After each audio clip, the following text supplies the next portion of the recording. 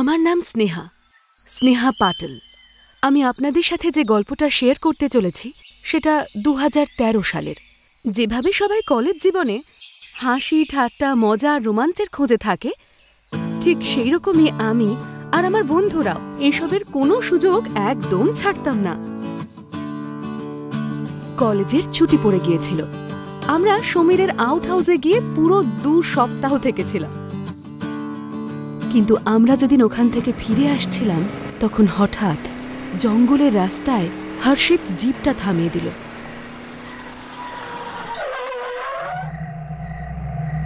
কি হলো হর্ষিত, জিপ থামালি কেন? ভাই আমি একটু হালকা হয়ে আসছি, দাঁড়া। ও জঙ্গলের অনেকটা ভেতরে চলে গেল। আরে ভাই, বেশি ভেতরে যাস না, জঙ্গলে হিংস্র পশুও থাকতে পারে।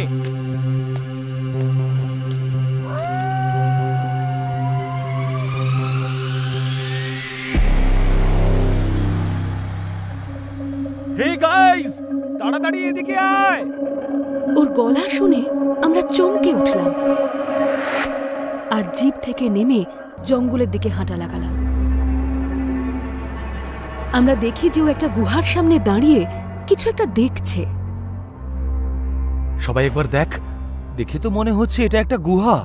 একটু ভেতরে গিয়ে দেখলে কেমন হয়? ভেতরে যদি কোনো পশু থাকে আমি তো বলি এক্ষুনি এখান থেকে চলো। আরে কিচ্ছু হবে না। হর্ষিত কথাটা বলতেই 3 জনের সামনে এগিয়ে চলল। বাধ্য হয়ে আমাকে ওদের সাথে গুহার ভেতরে যেতে হলো। গুহাটার ভেতরটা খুব ভয়ঙ্কর দেখতে লাগছিল। ওখানে চারদিকে পশুদের হাড়গোড় আর কঙ্কাল দেখা যাচ্ছিল। ছুরি, সিঁদুর আর কালো জাদুর জিনিসপত্র ছড়িয়েছিল। প্লিজ প্লিজ এখান থেকে চলো। এখানে তোমাদের কি দেখে এত ভালো লাগছে? আরে বাবা যাচ্ছি, একবার সামনে দেখ। ওখানে মাটিতে লাল রং দিয়ে কিছু একটা লেখা ছিল।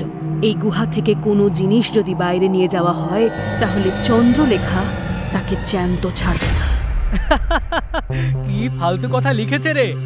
এই গুহাতে এমন কি জিনিস আছে যেটা আমরা সঙ্গে করে নিয়ে যাব? সমীর ঠাট্টা করতে করতে বলল। আর তারপরে আমরা দেখলাম ওখানে একটা নর কঙ্কাল পড়ে আছে আর সেটার গায়ে কিছু গয়নাগাটিও আছে। আরে আজ তো মেঘনা চাইতেই জল। রেহান কথাটা বলল আর 3 জনে খুব আনন্দে কঙ্কালটার দিকে এগিয়ে গেল। আরে তোমরা কি করছো? ওখানে কি লেখা ছিল ভুলে গেলে নাকি? আমার তো মনে হচ্ছে এই লোকটাই মৃত্যুর আগে নিজের রক্ত দিয়ে এটা লিখে গেছে। তুই তো ভূতের গল্পের রাইটার হলেই পারতিস রে। যেই লাল রং দেখলেই অমনি ওটা রক্ত হয়ে গেল বল। হর্ষিত বলল আর ওরা 3 জনে হাসতে লাগলো। আরে এগুলো সব ফালতু কথা। হর্ষিত বলল আর 3 জনে মিলে কঙ্কালের দেহ থেকে গয়নাগুলো খুলে খুলে নিজেদের মধ্যে ভাগাভাগি করতে লাগলো।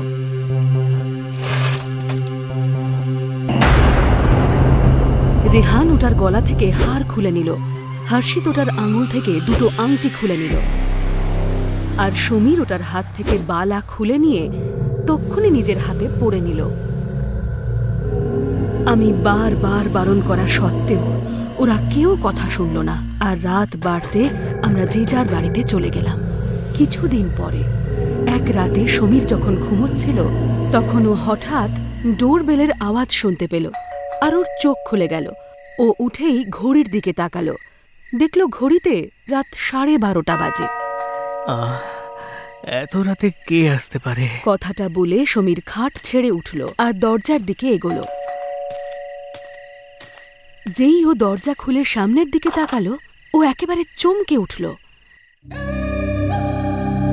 সামনে নীল শাড়ি পরা এক সুন্দরী মেয়ে দাঁড়িয়েছিল। ওর ফর্সা শরীরে নীল শাড়িটা খুব সুন্দর মানাচ্ছিল। আপনাকে তো ঠিক চিনলাম না। তুমি বাড়িতে আসা অতিথিকে ভেতরে ডাকো না? হ্যাঁ, ক্ষমা করবেন, প্লিজ আসুন না। সমীর কথাটা বলতেই ওই মহিলা ভেতরে চলে এলো আর সমীরের দিকে তাকিয়ে রইল। আপনি এখানে কেন এসেছেন? আমি কি আপনাকে চিনি? ও সমীরের কবজির দিকে তাকিয়ে বলল, এই বালাটা তুমি কোথায় পেলে? সেটা জেনে আপনি কি করবেন? প্রথমে আপনি হঠাৎ আমার বাড়িতে ঢুকে পড়লেন, তারপরে এভাবে আমার জিনিসপত্রের খোঁজ নিচ্ছেন। আপনি কে বলুন তো? এই সব শুনতেই ওই মহিলার হাব ভাব বদলাতে লাগলো। রাগে ওর মুখটা আগুনের মতো গনগন করে জ্বলতে লাগলো। দেখতে দেখতে ওর সব সৌন্দর্য দূর হয়ে গেল, আর ওকে খুব ভয়ঙ্কর দেখতে লাগলো। ওর চোখ দুটো লাল হয়ে গেল, ঠোঁট দুটো কালো হয়ে গেল, খোলা চুলটা এলোমেলো ছড়িয়েছিল। এসব দেখে সমীর চেঁচিয়ে উঠল আর ও দৌড়ে দরজার দিকে গেল। দরজাটা কিছুতেই খুলছিল না। আমার গয়নাগুলো চুরি করে এইখানে নিজের বাড়িতে আনার সাহস কি করে হলো? ওখানে লেখা কথাগুলো তোর ঠাট্টা মনে হয়েছিল না? ও ভয়ঙ্কর গলায় বলল। সমীর পেছন ঘুরে ওর দিকে তাকালো আর থরথর করে কাঁপতে লাগলো। আমায় ক্ষমা করে দাও। তোমার এই বালাটার সাথে আমার এই ঘর থেকে তোমার যা ইচ্ছে নিয়ে যাও, কিন্তু আমায় ছেড়ে দাও। এবার তো এই বালাটা তোর মৃত্যুর পরেই তোর হাত থেকে খুলবে। না! সমীর চেঁচালো, আর ওই বালাটা হঠাৎ এত গরম হয়ে গেল যেন সেটা আগুন থেকে বের করা হয়েছে। সমীরের হাত জ্বালা করতে লাগলো, কিন্তু বালাটা খোলা যাচ্ছিল না। আস্তে আস্তে এবার ওর হাতের মাংস পচতে শুরু করলো আর ইনফেকশনের মতো ছড়াতে লাগলো। সমীর ব্যথা সহ্য করতে পারল না, আর তাই নিজের হাতটা চেপে ধরে মেঝেতে পড়ে ছটফট করতে লাগলো। আমায় ক্ষমা করে দাও, আমায় ক্ষমা করে দাও। ওই লোকটাও এই ভুলটাই করেছিল, যার লাশ থেকে তোমরা সবাই আমার গয়না চুরি করে এনেছো। মরার আগে লোকটা নিজের রক্ত দিয়ে ওই কথাগুলো লিখে গিয়েছিল, কিন্তু তোমাদের ফালতু মনে হয়েছিল না? তাহলে এবার মরো। কথাটা বলে চন্দ্রলেখা ওখানেই দাঁড়িয়ে নিজের চোখে সবকিছু দেখতে লাগলো। হাত হয়ে সে ইনফেকশন সারা শরীরে ছড়িয়ে পড়ল। ওর সারা শরীরটাই পচে গিয়েছিল, আর ও মৃতপ্রায় অবস্থায় চিৎকার করল, শেষ নিঃশ্বাস ত্যাগ করল। চন্দ্রলেখা সমীরের মৃতদেহটাকে দেখে ভয়ঙ্করভাবে হাসতে লাগল।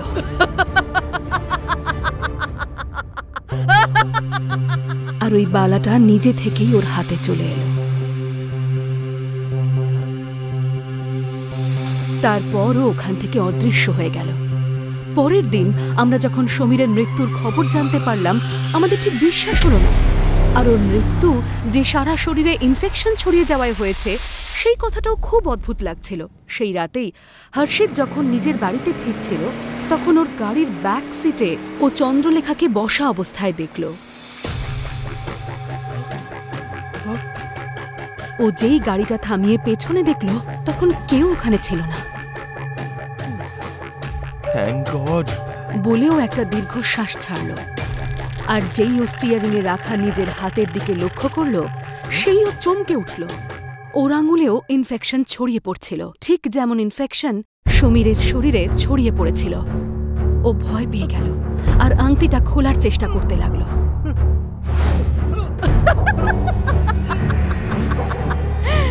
বিনা অনুমতিতে আমার গয়না গুহা থেকে তুলে এনেছিলে না?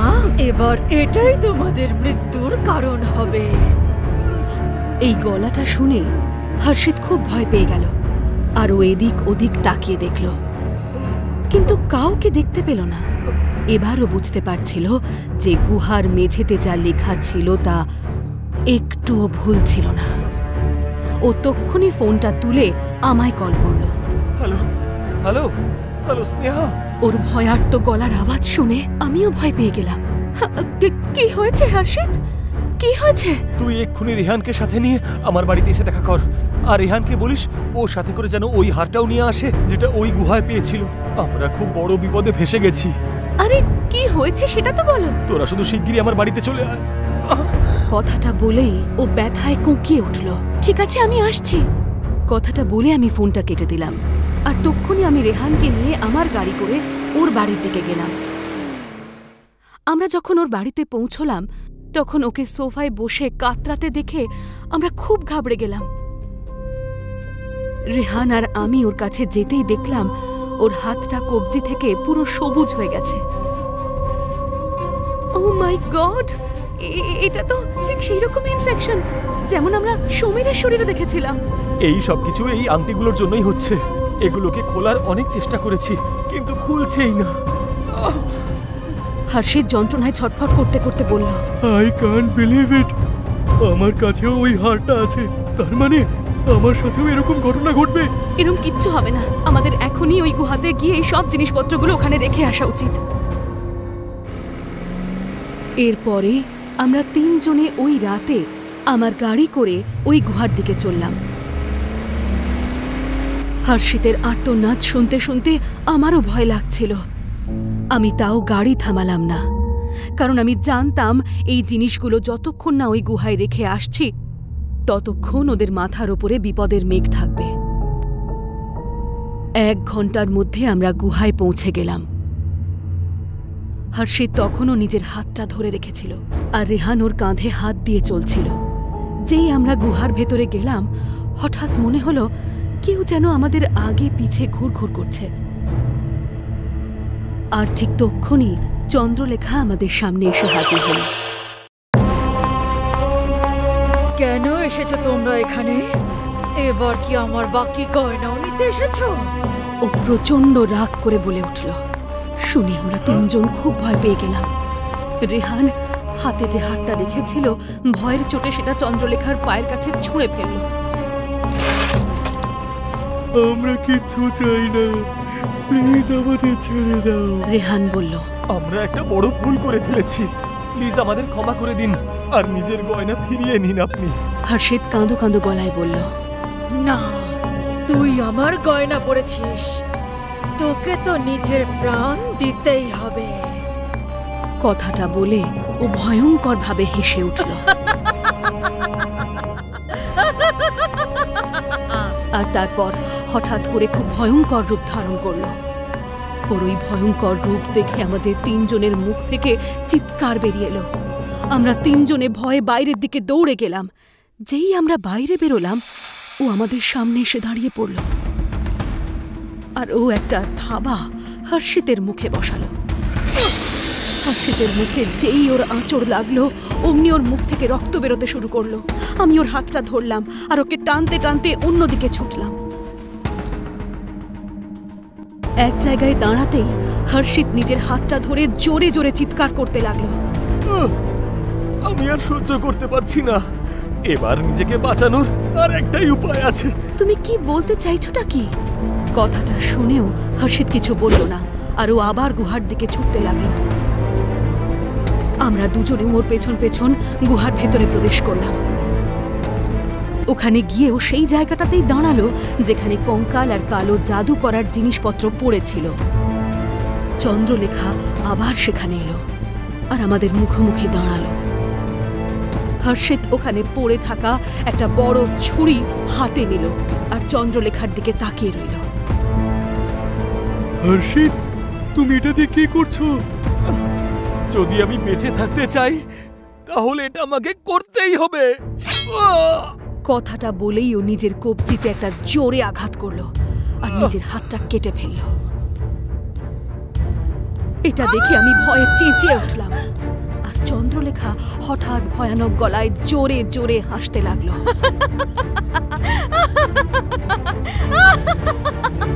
হাতটা কেটে নিচে পড়তেই সেটা নিজে নিজেই পুড়ে ছাই হয়ে গেল। চন্দ্রলেখা ওই আংটিটা নিচ থেকে তুলে ওখান থেকে অদৃশ্য হয়ে গেল।